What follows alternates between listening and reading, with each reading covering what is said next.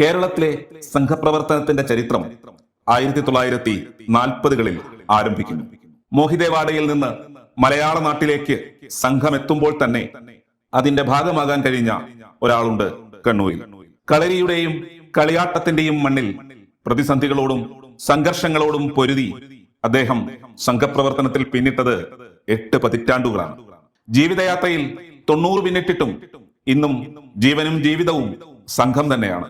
കണ്ണൂർ ജില്ലാ കാര്യവാഹായും സംഘചാലകായും പിന്നീട് ദീർഘകാലം വിഭാഗ് സംഘചാലകായും സ്വയം സേവകർക്കൊപ്പം ജീവിച്ച കണ്ണൂരിന്റെ ചന്ദ്രേട്ടൻ ശ്രീ കൊളക്കോട്ട് ചന്ദ്രശേഖരൻ.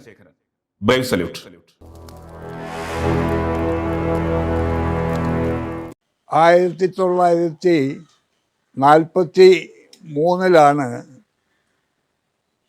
നാഗപ്പൂരിൽ നിന്ന് മാനനീയ ദത്തോപന്ത് ഠേംഗഡിജി എന്ന ഒരു പ്രചാരകൻ പൂജനീയ ഗുരുജിയുടെ നിർദ്ദേശപ്രകാരം മലബാറിലോട്ട് സംഘത്തിൻ്റെ പ്രവർത്തനം ആരംഭിക്കാൻ ഉദ്ദേശിച്ചുകൊണ്ട് അയക്കുന്നത്. അദ്ദേഹം ആദ്യം വന്നത് കോഴിക്കോടാണ്. കോഴിക്കോട് പ്രശസ്തനായ ഒരു വക്കീൽ സുന്ദരയ്യർ എന്നാണ് നമ്മളൊക്കെ അറിയുന്നത്. അദ്ദേഹത്തിൻ്റെ സമീപത്ത് വന്ന് രാഷ്ട്രീയ സ്വയം സേവക സംഘം എന്ന ഒരു സംഘടന, അതിൻ്റെ പ്രവർത്തനം ദക്ഷിണ ഭാരതത്തിൽ വ്യാപിപ്പിക്കുന്നതിന് ഉദ്ദേശിച്ച് ഈ കേരളത്തിൽ മലബാർ ഭാഗത്തേക്ക് വരികയാണ്. അന്ന് മലബാർ പാലക്കാട് മുതൽ മംഗലാപുരം വരെ മദ്രാസ് സംസ്ഥാനത്തിൻ്റെ ഒരു ഭാഗമാണ്. തിരുവിതാംകൂർ, കൊച്ചി എന്നുള്ള ഭാഗം വേറെയാണ്. അപ്പോൾ അദ്ദേഹം കോഴിക്കോട്ട് വന്നിറങ്ങി നമ്മുടെ അവിടുത്തെ പ്രശസ്തനായ ഒരു വക്കീലിനുള്ള കത്തുമായിട്ടാണ് വന്നത്. അദ്ദേഹത്തിന് കത്ത് കൊടുത്തു, കാര്യങ്ങളൊക്കെ പറഞ്ഞു. അദ്ദേഹം പറഞ്ഞു, കുട്ടി, നിങ്ങൾ ഈ പ്രവർത്തനമായിട്ട് ഈ ഭാഗത്തേക്ക് വന്നുകൊണ്ട് വലിയ പ്രയോജനമില്ല.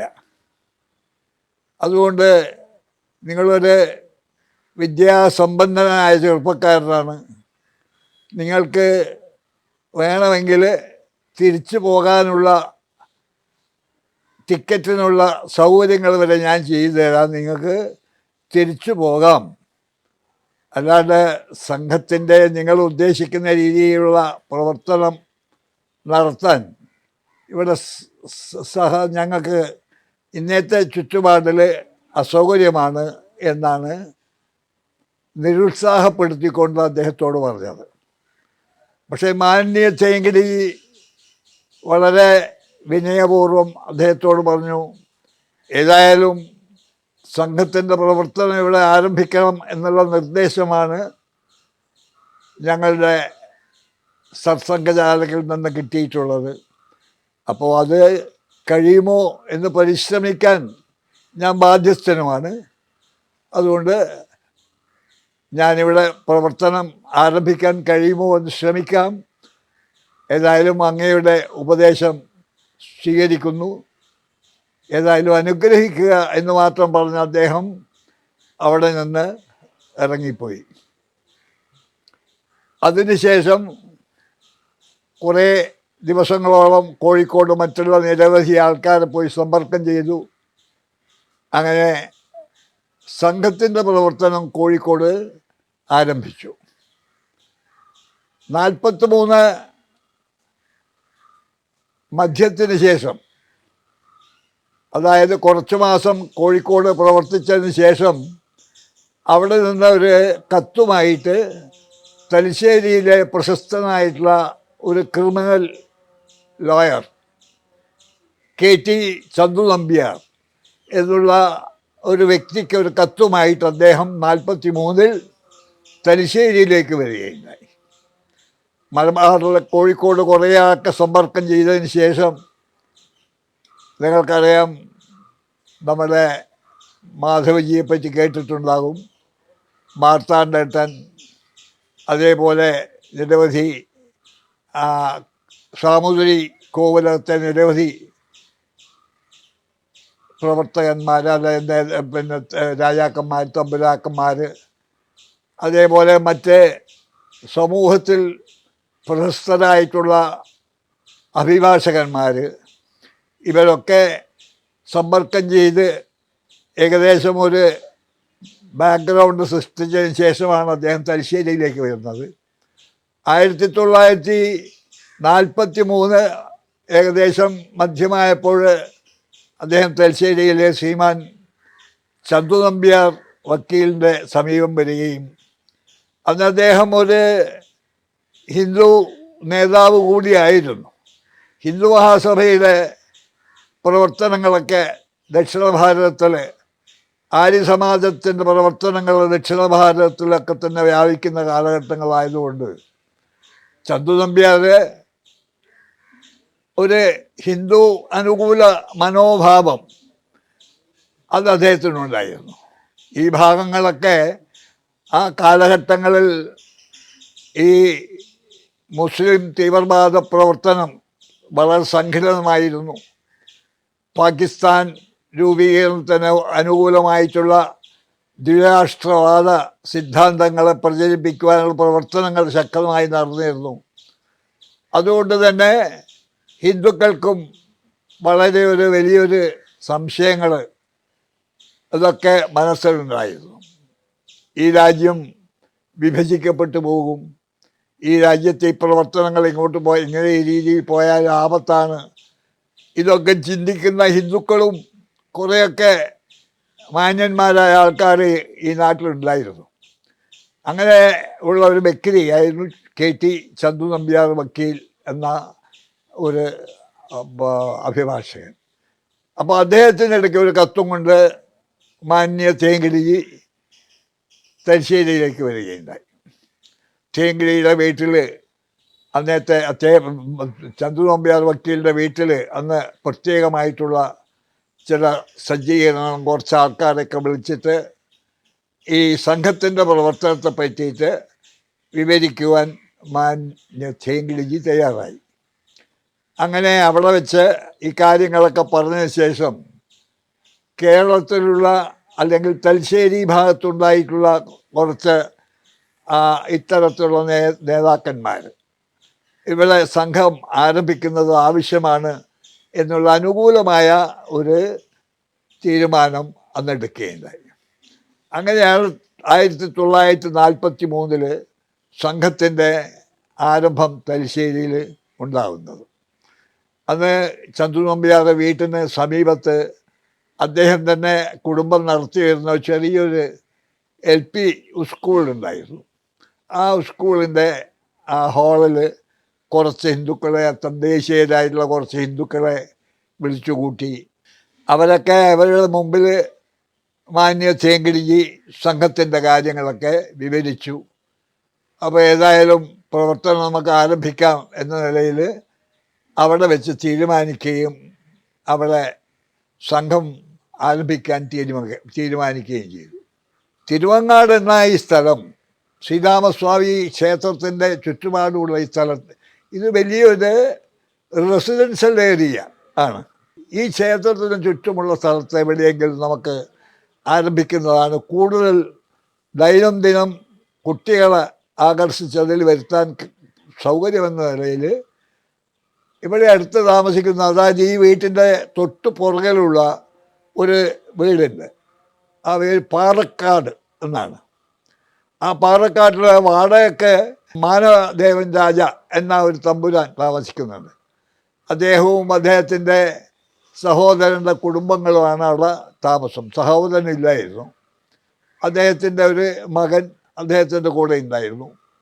അങ്ങനെ ആ വീട്ടിലേക്ക് ചന്തു നമ്പ്യാരുമായിട്ടുള്ള ബന്ധം ഉണ്ടാകുകയും അദ്ദേഹത്തിൻ്റെ ആവശ്യപ്രകാരം 1-2 ആഴ്ചയ്ക്ക് ശേഷം തേങ്കിടിജി വന്നപ്പോൾ ശാഖ ഈ രീതിയിൽ ദൈനംദിന ക്രമീകരണത്തിൽ ആരംഭിക്കാൻ പറ്റിയ സ്ഥലം തിരുവങ്ങാടാണ് കൂടുതൽ ആൾക്കാരെ ദൈനംദിനം കിട്ടാൻ കഴിയും എന്ന നിലയിൽ ദൈനംദിന ശാഖാ പ്രവർത്തനം ആരംഭിക്കുന്നത് ഈ സ്ഥലത്താണ്, തിരുവങ്ങാടാണ്.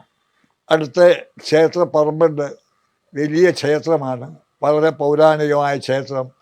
അങ്ങനെ നമുക്ക് ഇവിടെ ശാഖ ആരംഭിക്കാൻ കഴിഞ്ഞു. 1943 തലശ്ശേരിയിൽ സംഘപ്രവർത്തനത്തിൻ്റെ ആരംഭം. അങ്ങനെ ആദ്യകാലത്ത് സംഘത്തിൻ്റെ പ്രചാരകൻ എന്ന നിലയിലൂടെ വന്നിരുന്നത് നിലമ്പൂർ കോവിലകത്തെ ഒരു ചെറിയ തമ്പുരാനാണ്, മാർത്താണ്ഡവർമ്മ. അദ്ദേഹമാണ് പ്രചാരകനായിട്ട് ഇവിടെ സംഘത്തിൻ്റെ പ്രവർത്തകനായിട്ട് ആദ്യം വരുന്നത്. അങ്ങനെ 1943 അവസാനമാകുമ്പോഴേക്കും ഒരു ക്രമീകരണമായിട്ടുള്ള ഒരു ശാഖ ഇവിടെ ആരംഭിക്കുകയുണ്ടായി. തുടർന്ന് നല്ല രീതിയിൽ ഒരു 10-25 യുവാക്കന്മാർ, 10-20 ബാലന്മാർ, പിന്നെ കുറച്ച് നാട്ടിലുള്ള പ്രശസ്തരായിട്ടുള്ള അഭിഭാഷകന്മാർ, ഇവരൊക്കെ സംഘ പ്രവർത്തനവുമായി ബന്ധപ്പെട്ട് ഇവിടെ സംഘം പ്രവർത്തിച്ച് മുന്നോട്ട് പോവുകയുണ്ടായി. ഈ ശാഖ 1943 ആരംഭിച്ചപ്പോൾ തന്നെ എൻ്റെ താമസം ഇതിൻ്റെ കുറച്ച് പടിഞ്ഞാറോട്ട് അവിടെയായിട്ട് എൻ്റെ തറവാടുണ്ടായിരുന്നു, കൊളക്കോട് എന്ന് പറയുന്നത്. അപ്പോൾ എൻ്റെ മൂത്ത ജ്യേഷ്ഠൻ, അന്ന് അദ്ദേഹം ഇവിടെ കോളേജിൽ പഠിക്കുകയായിരുന്നു, നാരായണൻ. അദ്ദേഹം ഏകദേശം ഒരു 16-18 വയസ്സായിട്ടുണ്ടാകാം. അദ്ദേഹത്തിൻ്റെ സുഹൃത്തുക്കളോടൊപ്പം ശാഖയിൽ വരാൻ ആരംഭിച്ചു. അപ്പോൾ അദ്ദേഹം ശാഖയിൽ വരുന്നത് കണ്ടപ്പോൾ നിത്യേന വൈകുന്നേരം പോകുന്നത് കണ്ടപ്പോൾ ഞാനും അവരുടെ കൂടെ ശാഖയിൽ വരും. അപ്പോൾ എനിക്ക് ഏകദേശം 10 വയസ്സ് കഴിഞ്ഞത് മാത്രമേ ഉള്ളൂ, 11 വയസ്സായിട്ടുണ്ടാവും. അപ്പോൾ ശാഖയിൽ കളിക്കാനും അതേപോലെ യുവാക്കന്മാരുടെ കൂടെ കളിക്കാനും മറ്റു പരിപാടികൾക്കൊക്കെ കുട്ടികളാകുമ്പോൾ വിഷമാണ്. അതുകൊണ്ട് ഞങ്ങളെയൊക്കെ മാറ്റി നിർത്തലാണ്. ഞങ്ങളങ്ങനെ ഒരു വളപ്പിൽ അവിടെ ഒരു ഇതിൽ ഞങ്ങൾ ഇരിക്കും. ശാഖ അങ്ങനെ ആരംഭിച്ചു. പക്ഷേ ക്രമേണ ഞങ്ങൾക്ക് ഞങ്ങളുടേതായിട്ടുള്ള ഒരു വിഭാഗം ഉണ്ടാക്കാനായി ബാലന്മാർ, ചെറിയ ബാലന്മാരുടെ ഒരു ഗ്രൂപ്പ് ഉണ്ടാക്കി ഞങ്ങളും ശാഖയിൽ 1943 തന്നെ സംഘപ്രവർത്തനത്തിന് ആരംഭം കുറിക്കാൻ എനിക്ക് ഭാഗ്യമുണ്ടായി. ആ കാലത്ത് കുറച്ച് കുട്ടികൾ നിത്യേന ഒരു സ്ഥലത്ത് വരുന്ന കളിക്കുന്ന എന്നല്ലാതെ അതിൽ അതീതമായിട്ടുള്ള ഒരു പ്രത്യേക ശ്രദ്ധയൊന്നും നാട്ടിലുള്ള പ്രത്യേക ആൾക്കാർക്കൊന്നും അങ്ങനെ ഉണ്ടായിരുന്നില്ല. അതുപോലെ മറ്റ് പാർട്ടികൾ ഇവിടെ ആകെ അന്ന് ആ കാലത്തൊന്നും അങ്ങനെ രാഷ്ട്രീയ പാർട്ടികളുടെ അങ്ങനെ ഇന്ന് കാണുന്ന രീതിയിലുള്ള ഭ്രാന്ത് പിടിച്ച പ്രവർത്തനമൊന്നും ഇല്ലായിരുന്നു. ശാന്തമായ രീതിയിൽ അവർ ചില ആൾക്കാർ ചില രാഷ്ട്രീയ അഭിപ്രായങ്ങൾ മനസ്സിൽ വെച്ച് പ്രവർത്തിക്കുന്നുണ്ടാകാം. അതൊന്നും സമൂഹത്തിൽ പരസ്പരം വൈരാഗ്യത്തിനോ സംഘർഷത്തിനോ ഒന്നും ഉണ്ടായിരുന്ന ഒരു കാലഘട്ടമേ ആയിരുന്നില്ല 1943. പക്ഷേ ക്രമേണ ദൈനംദിനം 10-25 കുട്ടികൾ ഒന്നിച്ചു ചേർന്ന് കളിക്കുന്നു, പാട്ട് പാടുന്നു, വളരെ കാര്യമായിട്ട് കാര്യങ്ങൾ ചെയ്യുമ്പം ക്രമേണ അത് ശ്രദ്ധിക്കപ്പെട്ടു. അങ്ങനെയാണ് 1948 സംഘം എന്ന പരിപാടി എല്ലാവരും അറിയുന്നത്. RSS, രാഷ്ട്രീയ സ്വയംസേവക സംഘം, അതാണ് RSSൻ്റെ ശാഖ.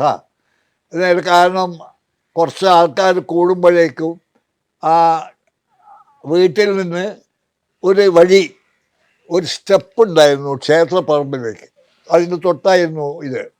അപ്പോൾ അതിലെ ആ കോണിയിലൂടെ കയറിയിട്ട് അമ്പലപ്പറമ്പിൽ ഞങ്ങൾ കളിക്കാൻ ആരംഭിച്ചു. അതൊന്നും പ്രത്യേകമായ തടസ്സങ്ങളൊന്നും ഉണ്ടായിരുന്നില്ല. വൈകുന്നേരം അവിടെ പോയി ക്രമേണ ശാഖകൾ ആരംഭിച്ചു. പിന്നെ വർഷങ്ങൾ കഴിയുമ്പോഴാണ് സംഘത്തിന് ഭഗവധ്വജം നമ്മൾക്ക് ശാഖയിൽ കിട്ടുന്നത്. അപ്പോൾ ഭഗവധ്വജമൊക്കെ ഉയർത്തിയതിന് ശേഷം ശാഖ നടക്കുമ്പോൾ ആൾക്കാരുടെ ശ്രദ്ധ വരാൻ തുടങ്ങി. എന്താണ്, പ്രത്യേക വട്ടത്തിലിരുന്ന് വലിയ ഒച്ചത്തിൽ എല്ലാവരും പാട്ട് പാടും, ഗണഗീതം പാടും, ഭാരതത്തെ പറ്റിയിട്ട്. ആദ്യകാലത്തെ നിരവധി പാട്ടുകൾ, ഹിന്ദി പാട്ടുകളുണ്ട്, അതേപോലെ മറ്റ് ഭാഷകളിലൊക്കെ പാട്ടുകളുണ്ട്. അതൊക്കെ പിന്നീടാണ് വരുന്നത്. പക്ഷെ നല്ല രീതിയിൽ 43 ശേഷം ശാഖ ക്രമേണ വളർന്നു. 1945, 46 ആകുമ്പോഴേക്കും എനിക്ക് തോന്നുന്നു ശാഖ കുറച്ച് നല്ല രീതിയിൽ ഇവിടെ നടക്കാൻ തുടങ്ങി. കൂടുതൽ ചുറ്റുപാടുള്ള എല്ലാ യുവാക്കന്മാരൊക്കെ വന്ന് സംഘത്തിൽ പ്രവർത്തിക്കാൻ തുടങ്ങി. അപ്പോൾ സംഘത്തിൻ്റേതായിട്ടുള്ള ചില പരിപാടികൾ, പഥസഞ്ചലനം, അതേപോലെ ഉത്സവങ്ങൾ, സംഘത്തിൻ്റെ 6 ഉത്സവങ്ങൾ അത് ചില സമയം നല്ല രീതിയിൽ നടത്തുമ്പോൾ അതൊക്കെ തന്നെ ആൾക്കാരൊക്കെ ക്ഷണിച്ച് നല്ല രീതിയിൽ നടത്താറുണ്ട്. അപ്പോൾ ആൾക്കാരൊക്കെ വരും. നമ്മളെ വിജയദശമി, മകരസംക്രമം, അതേപോലെ ഗുരുപൂജ, അങ്ങനെയാണ് നമ്മൾ ഉത്സവങ്ങൾ. നമ്മൾ ഛത്രപതി ശിവജിയുടെ ഹിന്ദു സാമ്രാജ്യദിനാഘോഷങ്ങൾ, അങ്ങനെ ഓരോന്നും ശ്രദ്ധിക്കപ്പെടുകയും എന്താണ് ഇതെന്ന് മനസ്സിലാക്കാൻ കൂടുതൽ ആൾക്കാർ താല്പര്യപ്പെട്ട് അടുത്ത് വരികയും ചെയ്തതായിട്ടുള്ള ഒരു ക്രമീകൃതമായിട്ടുള്ളൊരു വളർച്ചയായിരുന്നു അന്ന്. മറ്റ് തടസ്സങ്ങളോ സംഘപ്രവർത്തനത്തിലുള്ള വിഷമങ്ങളോ ഒന്നും ഉണ്ടായിരുന്നില്ല. അത് ആരംഭിച്ചത് 1948 ഗാന്ധി വധത്തിന് ശേഷമാണ്. ഇതിനുള്ള എതിർപ്പും ഒക്കെ രാഷ്ട്രീയമായിട്ടുള്ള ഒരു കാഴ്ചപ്പാടോടുകൂടി മുന്നോട്ട് വന്നത്. 1948 ആകുമ്പോഴേക്ക് തന്നെ നമ്മളെ ഈ തിരുവങ്ങാടിൽ നിന്ന് അവിടെ നമ്മൾ ആദ്യം ആരംഭിച്ച ചേറ്റകുന്ന് എന്ന് പറയുന്ന സ്ഥലത്ത് നമുക്ക് ഒരു കേന്ദ്രമുണ്ടായിരുന്നു. ആ ചന്തു നമ്പ്യാരുടെ സ്കൂൾ ഗ്രൗണ്ടിൽ തന്നെ ആഴ്ചയിലൊരിക്കൽ അവിടെ ആൾക്കാർ 10-12 പേര് കൂടിയിരിക്കും. ഇവിടെ നിന്ന് ആരെങ്കിലും ചില സമയം അവിടെ പോകും. അതേപോലെ തന്നെ ഇവിടെ അടുത്ത് സമുദ്ര തീരത്ത് തലായി എന്ന സ്ഥലത്ത് വളരെ ശക്തമായ രീതിയിലുള്ള ശാഖകളുണ്ടായിരുന്നു. അങ്ങനെ ശാഖ വിപുലീകരിച്ച് മറ്റ് സ്ഥലങ്ങളിലേക്ക് പ്രവർത്തിക്കാൻ മുന്നോട്ട് വന്ന് പ്രചാരകന്മാരുണ്ടായിരുന്നു. മാർത്താണ്ഡേട്ടന് ശേഷമാണ് പൂജനീയ മാധവജി ഇവിടെ നമ്മളെ പ്രചാരകനായിട്ട് വരുന്നത്. 47 പക്ഷേ 48 ഗാന്ധി വധത്തിന് ശേഷം ഇവിടെ ശാഖ നടക്കുന്ന ആ വീട്ടിലേക്ക് കമ്മ്യൂണിസ്റ്റുകാരുടെ ഒരു ആക്രമണമുണ്ടായിരുന്നു. അന്നുണ്ടായിരുന്ന കമ്മ്യൂണിസ്റ്റ് പാർട്ടി നേതാവായിരുന്ന NE ബാലറാം എന്ന് പറഞ്ഞാൽ ഇവരുടെ അടുത്തുള്ള വീട്ടിലാണ് അദ്ദേഹം. അയാളുടെ നേതൃത്വത്തിൽ അന്ന് കമ്മ്യൂണിസ്റ്റ് പാർട്ടി ഒന്നേ ഉള്ളൂ. കുറേ ആൾക്കാർ, 5-8 ആൾക്കാർ ഇവിടെ ഈ വീട്ടിലേക്ക് കടന്നു കയറി വന്നു. ഗാന്ധിയെ വധിച്ച ആൾക്കാരാണ്, നിങ്ങൾ ആയുധം പരിശീലനം നടത്തുകയാണ് ഇത് ഞങ്ങൾ. കാരണം നമ്മൾ ആ കാലത്ത് സംഘത്തിൽ ആകെ ഉണ്ടായിരുന്നത് ദണ്ഡ, അത് പരിശീലനം നടത്തുമായിരുന്നു. അതായത് പ്രഹാർ, ഇതൊക്കെ ശാഖയിലെ സംഘത്തിൻ്റെ ഇത്. പിന്നെ ഒന്നുണ്ടായിരുന്നത് യോഗജാപ്, ലസീം എന്ന് പറഞ്ഞൊന്നുണ്ട്. ഒരു പ്രത്യേക ഒരു ഭാഗത്ത് മഹാരാഷ്ട്രയിലൊക്കെ ഈ ഡാൻസിലൊക്കെ ഉപയോഗിക്കുന്ന ഒരു ഇതാണ്. അതിങ്ങനെ ഇതായിക്കൊണ്ട് കേൾക്കുന്നത് യോഗജാപം. അത് ശാഖയിലെ ഒരു ഇതായിരുന്നു. സ്റ്റെപ്പ് വെച്ചിട്ട് ഇത് ചെയ്യുക. അതുപോലെ പല വ്യായാമങ്ങൾ അതിൽ ചെയ്തുകൊണ്ടിരുന്നു. അപ്പോൾ 10-15 യോഗജാപം ഉണ്ടായിരുന്നു അവിടെ. ദണ്ഡ ഉണ്ടായിരുന്നു. അപ്പം ദണ്ഡയൊക്കെ എടുത്ത് അത് വലിയ അക്രമമാണ് അതൊന്നും അങ്ങനെ അതിനെപ്പറ്റി പറയാൻ അസൗകര്യമുള്ളതുകൊണ്ടാണ് അവർ അത് നോക്കി. അവിടെ ഒന്നുമില്ല.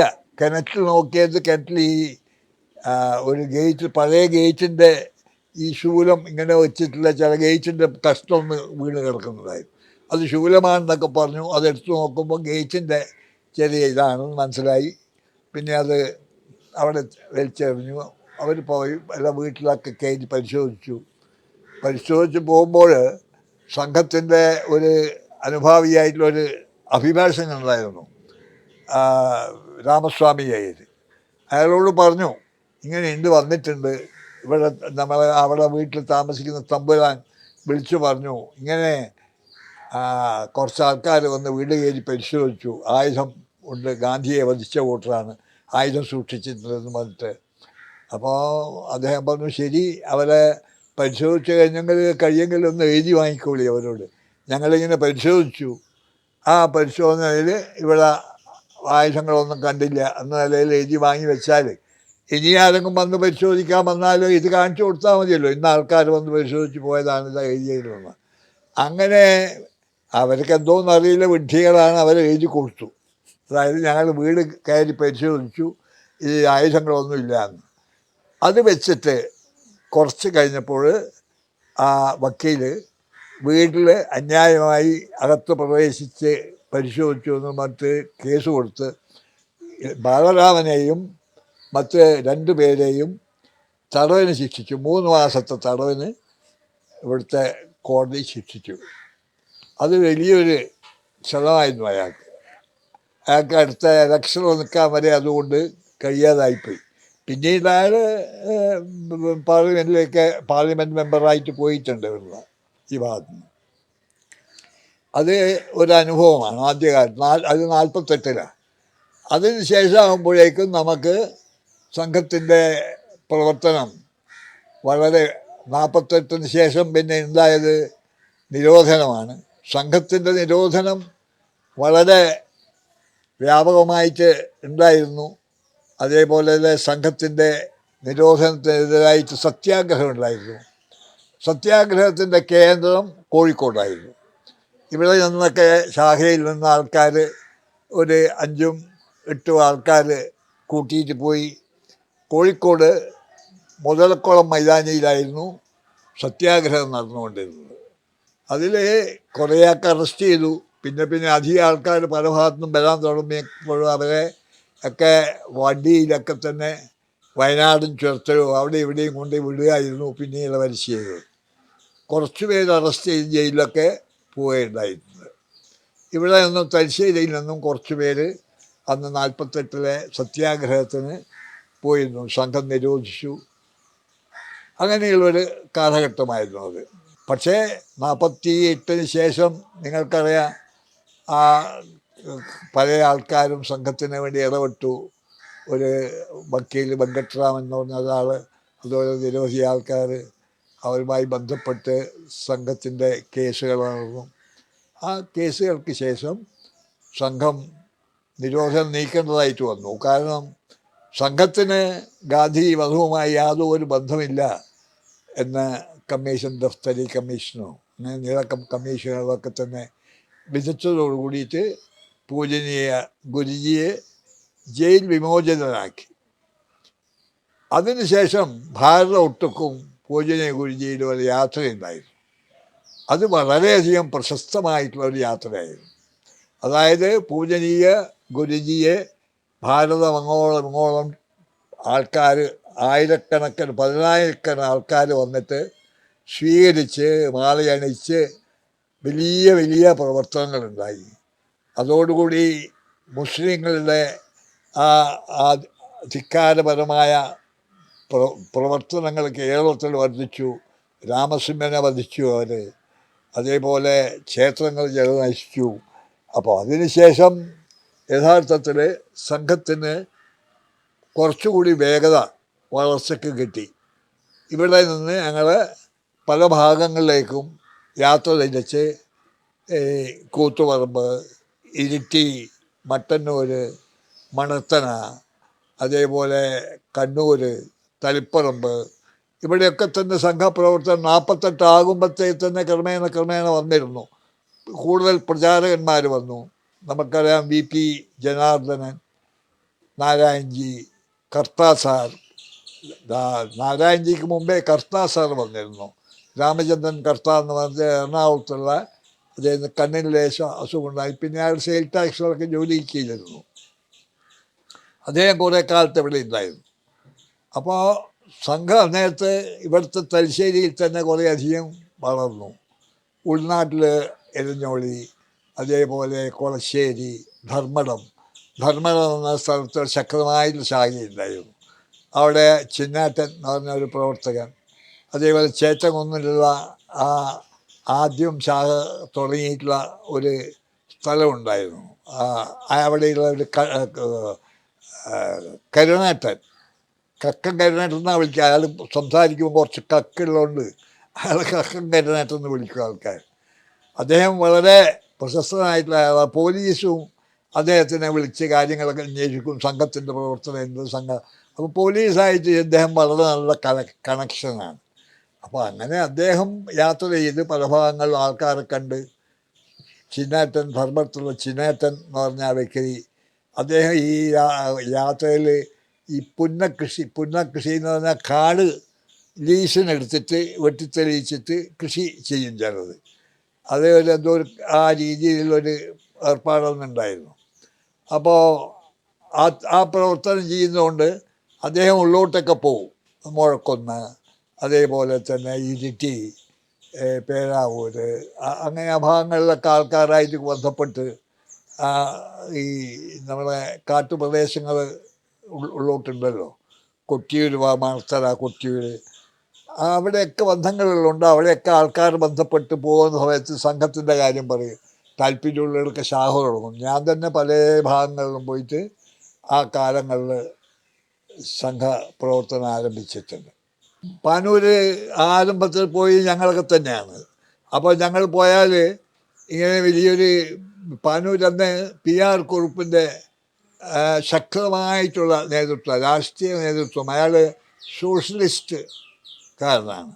അന്ന് കമ്മ്യൂണിസ്റ്റ് പാർട്ടിക്ക് കേരളത്തിലൊന്നും അത്രയധികം ഒരു ശക്തി ഉണ്ടായിരുന്നില്ല. കമ്മ്യൂണിസ്റ്റ് പാർട്ടി ആകെ ശക്തമായി പ്രവർത്തിച്ചത് ഈ കരിവള്ളൂർ ഭാഗം, അതേപോലെ കുറച്ച് ഉള്ളോട്ടുള്ള പ്രദേശങ്ങൾ, ആലപ്പടമ്പ്, അവിടെയൊക്കെ തന്നെ ഈ ചെറുക്കൽ തമ്പുരാൻ്റെ കൃഷിയുള്ള സ്ഥലങ്ങളാണ്. അപ്പോൾ ആ കൃഷി എടുത്തിട്ട് നെല്ല് ചാക്കലാക്കിയിട്ട് അവർ ചെറുക്കൽ അവരെ രാജകുടുംബത്തിലേക്ക് കൊണ്ടുപോകണം. അതങ്ങനെ പുഴയിൽ തോണിയിൽ കയറ്റിയിട്ട് അങ്ങനെ കൊണ്ടുപോയി ചെയ്യുക അവർ. അപ്പോൾ അതിനൊക്കെ തടസ്സം ചെയ്തിട്ടാണ് ചില പ്രശ്നങ്ങളൊക്കെ ഉണ്ടായിട്ട് വെടിവെപ്പൊക്കെ ഉണ്ടായി. കമ്മ്യൂണിസ്റ്റ് പാർട്ടിക്ക് കുറച്ച് ആധിപത്യം കണ്ണൂർ ജില്ലയിൽ ഉള്ളോട്ട് കിട്ടുന്നത്. നമ്മളും നമ്മളതായിട്ടുള്ള പ്രവർത്തനം ചെയ്തിട്ടുള്ള പയ്യന്നൂർ, ആ ഭാഗങ്ങളിലൊക്കെ സംഘത്തിൻ്റെ പ്രവർത്തനങ്ങൾ വളർത്താൻ വേണ്ടി വളരെ പ്രവർത്തിച്ചിട്ടുണ്ട്. 1955 ഞാൻ ഒരു 5-6 വർഷക്കാലം റെയിൽവേയിൽ ജോലി ആയതുകൊണ്ട് ഇവിടുന്ന് വിട്ട് തമിഴ്നാട്ടിൽ, മദ്രാസിൽ, ഒലവക്കോട്, അതേപോലെ കോഴിക്കോടൊക്കെ ആയിരുന്നു. എന്നാലും ഇവിടെ ബന്ധമുണ്ടായിരുന്നു. ആ കാലത്ത് നമ്മളെ പ്രചാരകന്മാരായിട്ട് കർത്താസാറിന് ശേഷം നാരായൺജിക്ക് ശേഷം നമ്മളെ ഒരു B. സുകുമാരൻ എന്ന് പറഞ്ഞ തിരുവനന്തപുരത്തുള്ള ഒരു പ്രചാരകരുണ്ടായിരുന്നു. പിന്നെ നിരവധി പേര് പ്രചാരകന്മാരായിട്ട് വന്നു. 57 ശേഷം മലബാർ തിരുവിതാംകൂറുമായി ബന്ധപ്പെട്ടത് കേരള പ്രദേശമായി, കേരള സംസ്ഥാനമായിട്ട് മാറി. അപ്പോൾ കേരളം എന്ന നിലയിൽ വന്നപ്പോൾ കേരളത്തിലെ പ്രചാരകനായിരുന്നു മാന്യ ഭാസ്കർ റാവുജി. അതിനു മുമ്പേ അദ്ദേഹം അവിടെ ഉണ്ടായിരുന്നു. അവിടെ ട്രാംകൂർ, കൊച്ചിയിൽ, എറണാകുളത്ത് മുമ്പേ ഉണ്ടായിരുന്നു. പിന്നെ അദ്ദേഹം കേരളത്തിൻ്റെ പ്രാന്ത പ്രചാരകനായിട്ട് ആദ്യമായിട്ട് വന്നത് അതാണ്. അതിനു മുമ്പേ നിരവധി ആൾക്കാർ മദ്രാസിൽ നിന്നാണ് വന്നിരുന്നത്. മധുരയിലെ ഒരു ദക്ഷിണാമൂർത്തി എന്ന് പറഞ്ഞൊരു വക്കീലുണ്ടായിരുന്നു. അദ്ദേഹം സാധാരണ ഒരു ലളിതമായ രീതിയിൽ കോൺഗ്രസ് രീതിയിൽ ഖദറും ഇത് മാത്രമേ ധരിക്കുകയുള്ളൂ, ആ രീതിയിലുള്ള ആളാണ്. പക്ഷേ സംഘത്തിൻ്റെ പ്രാന്ത കാര്യവാഹായിരുന്നു. പ്രാന്തം എന്ന് പറഞ്ഞാൽ മദ്രാസ് പ്രാന്തം, മദ്രാസ് സംസ്ഥാനം, അതിൻ്റെ കാര്യവാഹായിരുന്നു നമ്മുടെ അണ്ണാജി എന്ന് പറയും, കെ ദക്ഷിണാമൂർത്തി അഡ്വക്കേറ്റ് ആയിരുന്നു മധുരയിൽ. അദ്ദേഹത്തിൻ്റെ വീട്ടിലൊക്കെ ഞാൻ പോയിട്ടുണ്ട് മധുരയിലുള്ളടത്ത്.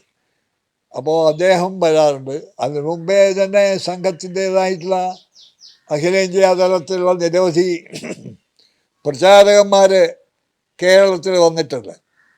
അത് ദാദാജി പരമാർത്ഥ് എന്ന് പറയുന്ന ഇത് ഭയ്യാജി ദാനെ, അദ്ദേഹം സംഘത്തിൻ്റെ അഖില ഭാരതീയ കാര്യവാഹായിരുന്നു.